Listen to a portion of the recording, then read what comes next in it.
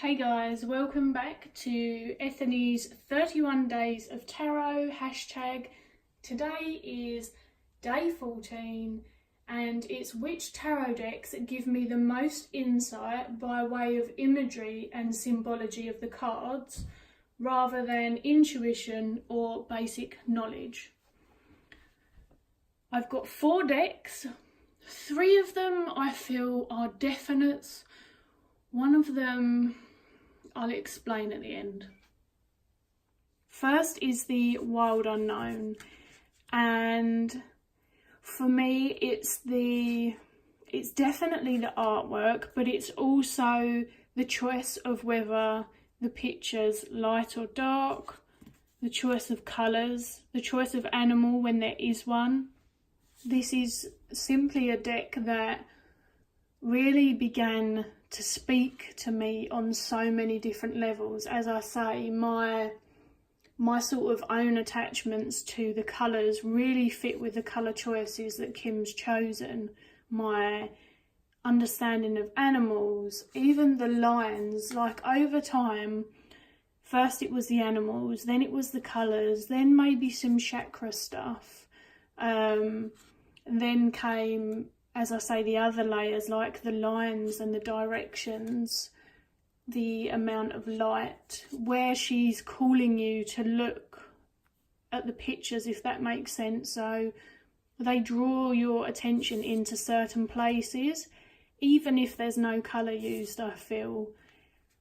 And that's really something about this deck that, despite any existing tarot knowledge I had,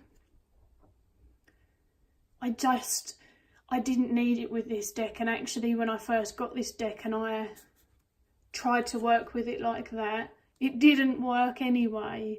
It very much was a deck that I saw far before I knew that it was this thing on Instagram that everyone loved and everyone was getting. I saw it somewhere randomly and just fell in love with the artwork. And I think that that's probably why it speaks to me as much as it does, because it just makes sense. Like this 3 of Pentacles, I don't need to know what 3 of Pentacles mean, because I see the triangle, I see the colours and how they are moving through each other. That sturdy structure of the mountain and the pyramid shape. You know, there's so much to read here, but they weren't overwhelming, and that was something that I was really appreciative of. And like this decay that we can see in the 9 here of Swords, just a perfect deck for me. It really, really is a perfect deck for me. I don't imagine myself ever going off of this, not wanting it. I must get myself a backup copy someday, but yes, definitely this deck.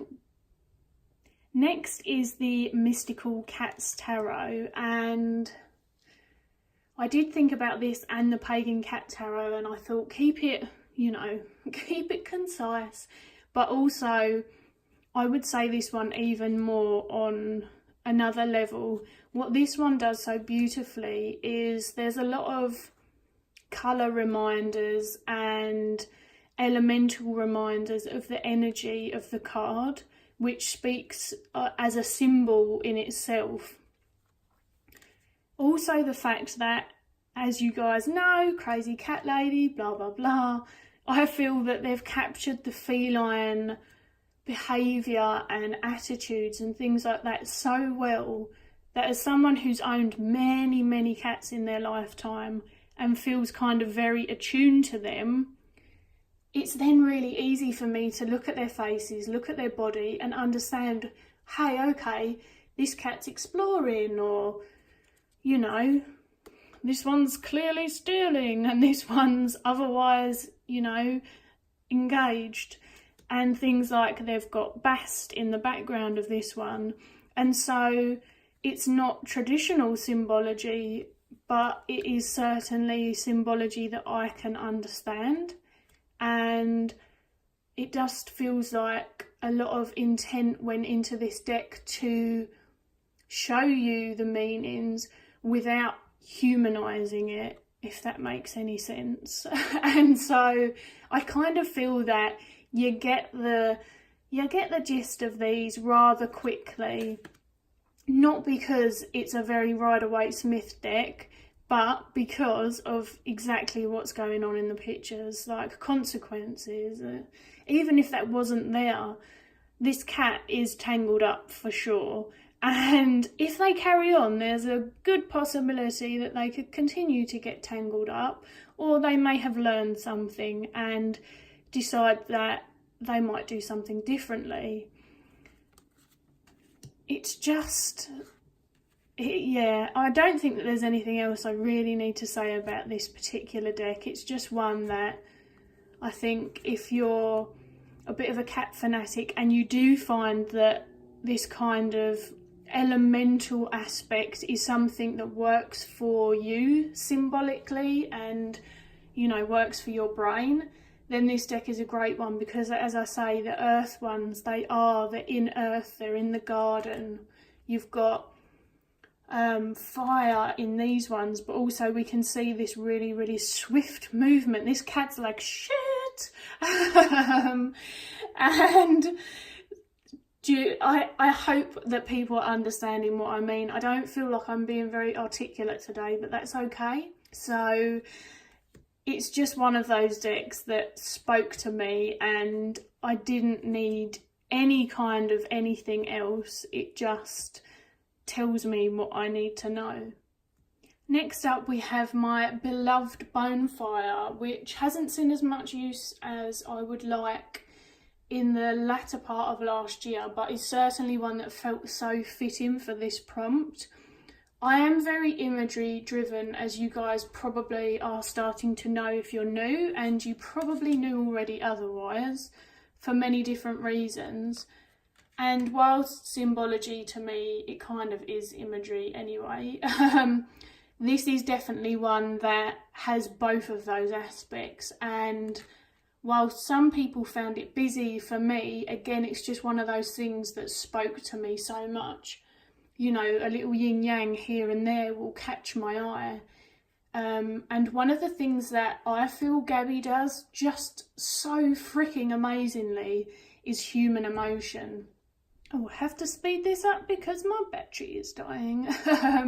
Yes, human emotion. And I wouldn't say that I read it easily in all human decks. It definitely depends on the artist, but I feel like I really tune into what Gabby was trying to portray these people to be feeling.